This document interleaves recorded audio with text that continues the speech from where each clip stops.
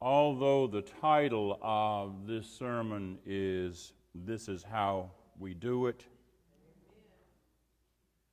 which is also the title of a popular music dance tune by Montel Jordan, I suspect more than a few people wondered whether or not we were going to break out into This Is How We Do It. Okay, yeah. The sermon doesn't involve how we party, okay? In case you were wondering, This Is How We Do It is about how you party, okay? Now, I figured if I started This How You Do It, I already see some folks getting ready to go. Throw your hands up in the air. And, yeah, I know. That's because the passage from James 3 and from Mark 8 deal with the drama that happens when people are undisciplined with our words. This is how we do it. We create drama in people's lives by our words. In the passage from Mark, we see Jesus first ask his disciples about the words people use to describe. Who do people say I am? What are the words people use when they describe me? Check the words. This is how we do it. And after hearing how he had been described by various people, Jesus then asked the disciples to speak their own words. Who do you say I am? What are your words concerning me? And when Peter declared that Jesus was the promised Messiah from God for humanity, Jesus commended Peter's words. Notice then how quickly the thing changes. Jesus later told Jesus later told his disciples that his ministry as Messiah would expose him to rejection and to hatred, accusations, and even death. And at that point, Peter turned from using words that commended Jesus to chastising Jesus. The same mouth that had commended Jesus as Messiah pulled him aside and started fussing at him. And at that point, Jesus used words to correct Peter's misguided notion that obeying God's call would be a cakewalk. Peter had to be corrected after he was commended. Words make a profound difference. And that's what the author from James is addressing in several ways. Faithful people are cautioned at the beginning of that passage about being quick and easy to name people teachers. Be careful you don't put the word of teacher on too many people. Be careful you don't put the word of teacher on too many people.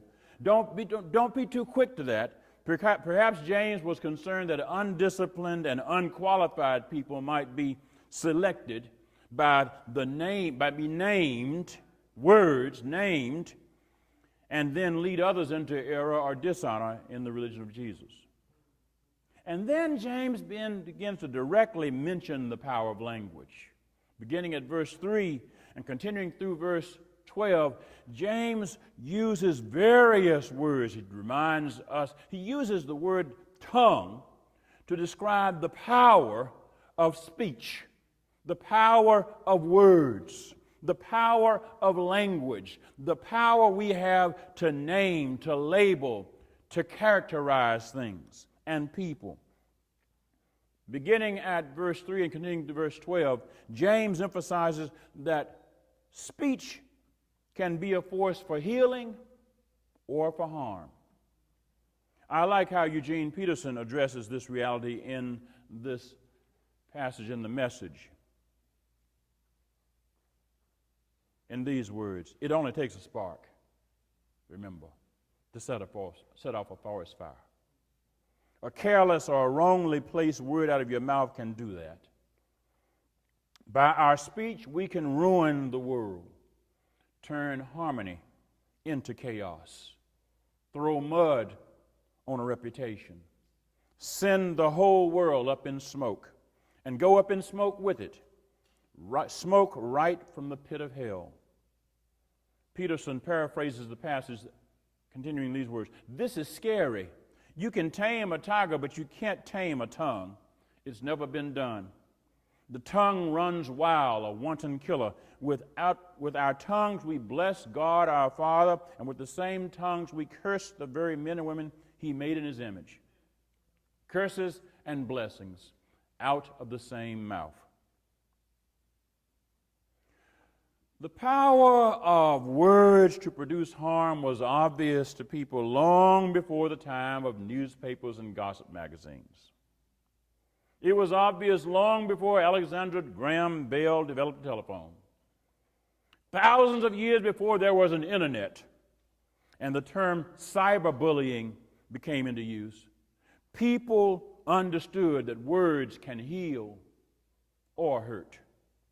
Sometimes they can heal and hurt from the same mouth.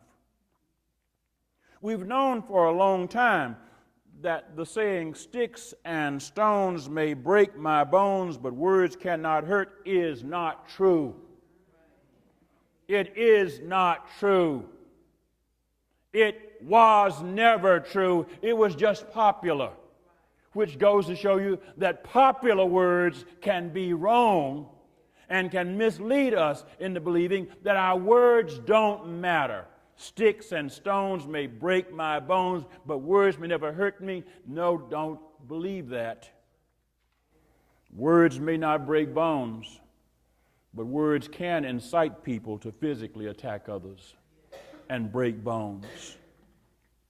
In the Declaration of Independence, you recall that wonderful document that begins, "When in the course of human events," has those wonderful words, "We hold these truths to be self-evident, that all," using the word men, meaning people, are created equal, endowed by their Creator with certain inalienable rights, among them life, liberty, and the pursuit of happiness. Sounds great words, great words, great words. Thomas Jefferson wrote that document.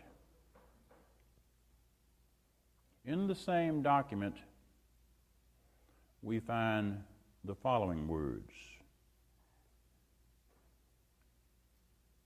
that Thomas Jefferson used to list one of the reasons for American independence from King George in England. Quote, He has excited domestic insurrections amongst us, and has endeavored to bring on the inhabitants of our frontiers the merciless Indian savages, whose known rule of warfare is an indistinguished destruction of all ages, sexes, and conditions. Words.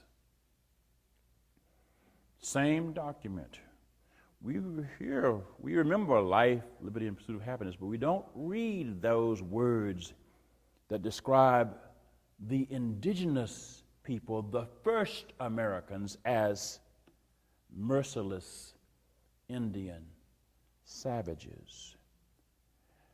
Without remembering that, we will not understand that the rest of the history of this nation and the genocide toward Native Americans began with those words. Merciless Indian savages are the words found in the Declaration of Independence to describe the people who made this place home for people who came here fleeing oppression. Words. Students of the film industry, film students have to study the history of movies.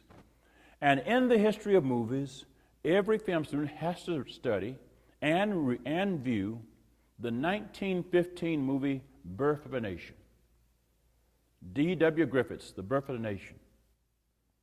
His silent film kicked off the modern era of movies. The Birth of a Nation is the movie that is identified as the movie that really kicked off the modern movie era.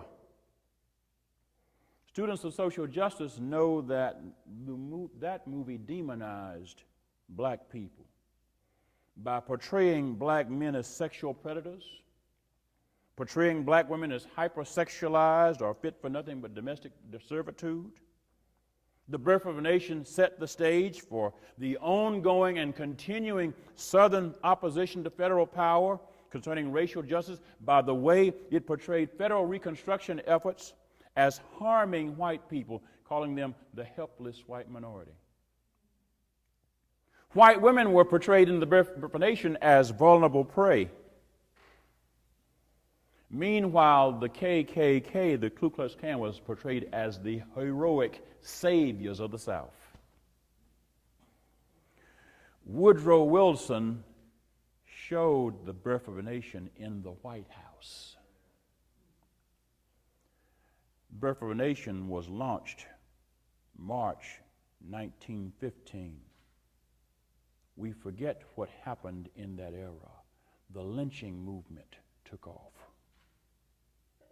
The Elaine Race Massacre, the largest race massacre and land theft in U.S. history, happened only 4 years later in Elaine, Arkansas, 1919. The KKK movement took off. Long before anybody started talking about social media, the Birth of a Nation was the first modern exercise in social media and the power of words and images. B.J. Gallagher is a sociologist and an author of over 30 books, including a book that I liked titled, If God is Your Co-Pilot, Switch Seats. I like that book. If you haven't read it, I recommend it to you. If God is Your Co-Pilot, Switch Seats. On November 28, 2015, Huffington Post published an essay by B.J. Gallagher titled, Do Words Kill? Is Political Rhetoric Inciting Christians to Violence? Hello. Remember, James was written to followers of Jesus.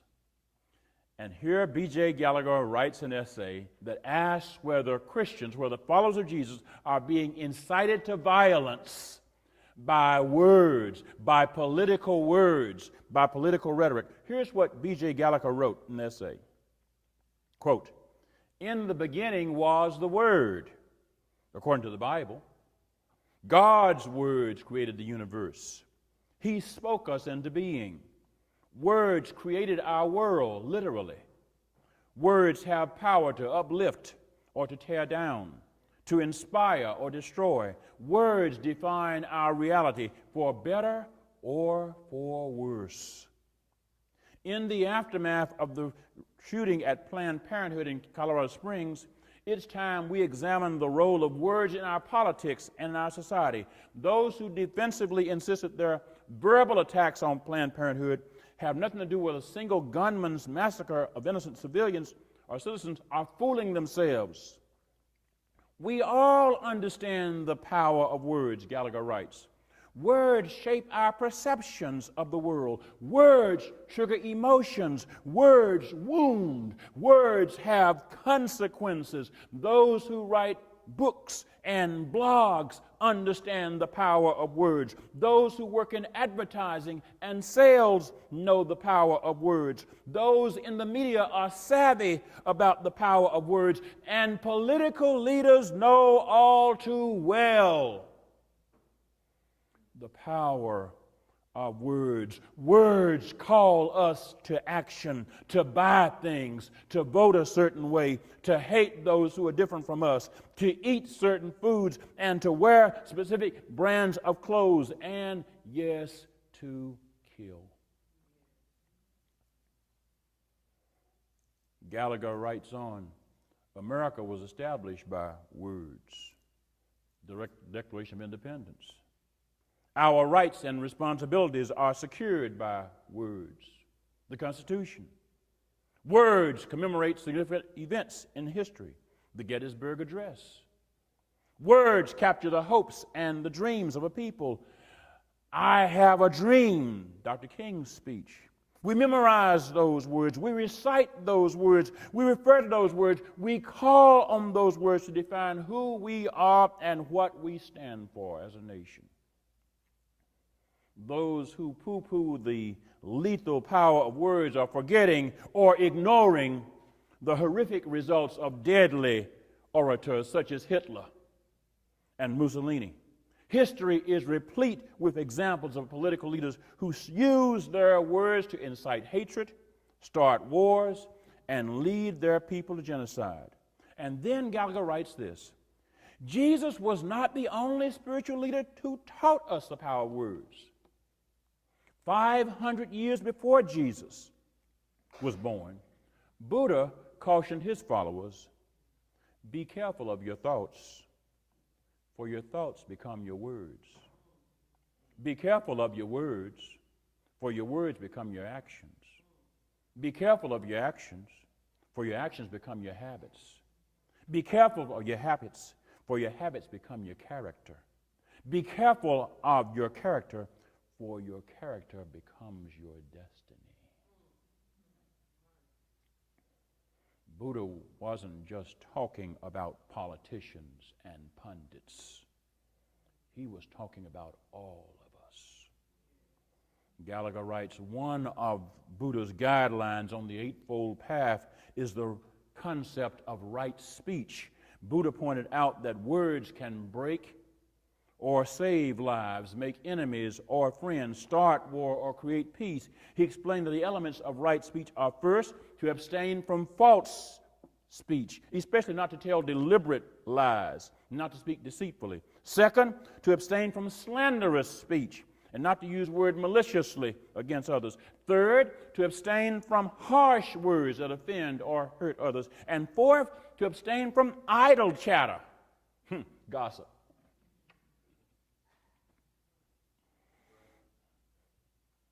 That lacks purpose or depth. And then B.J. Gallagher asked this question. Is Donald Trump guilty of verbal violence?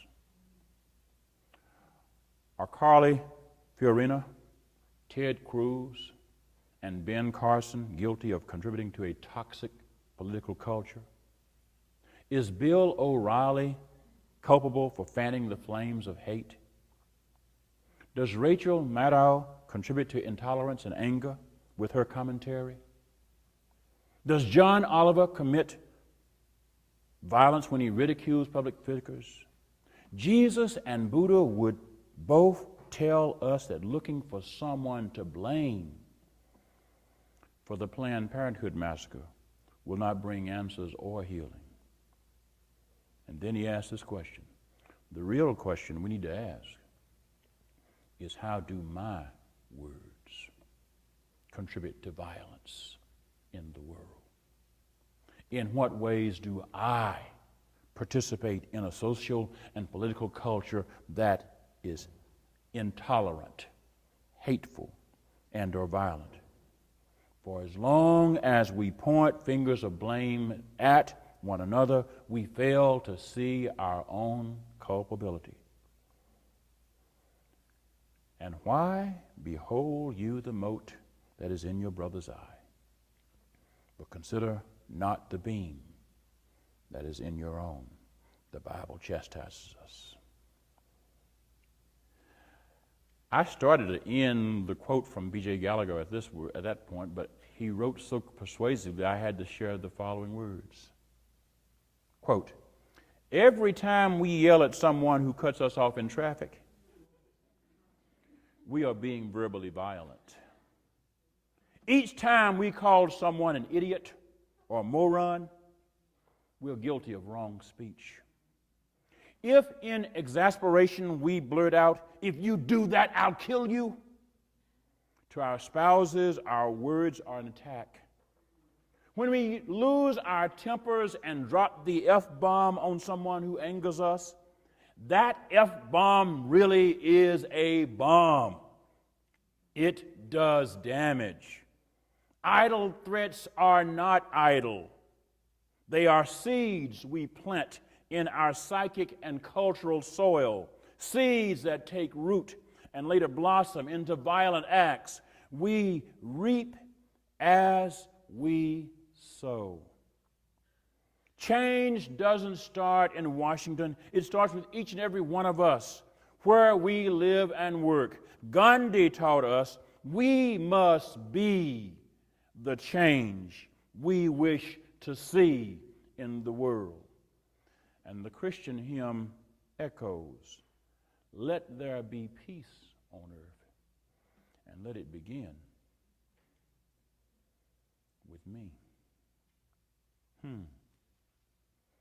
Close quote. Gallagher, Jesus, and James were talking about the fact that words have power. In philosophy and theology, we use the term moral agency. Words have moral power. They have the power to heal or to harm. Words are never morally neutral. They are morally potent. Our challenge is to use the moral power of our speech in ways that liberate and uplift and correct and encourage and heal and inspire hope, because words are how we do it. This is how we do it, with our words. This is how we do it, with our words. This is how we encourage children, with our words. This is how we invite people into our homes, with our words. This is how we welcome strangers and immigrants, with our words. This is how we are hateful, with our words. This is how we show people we love them.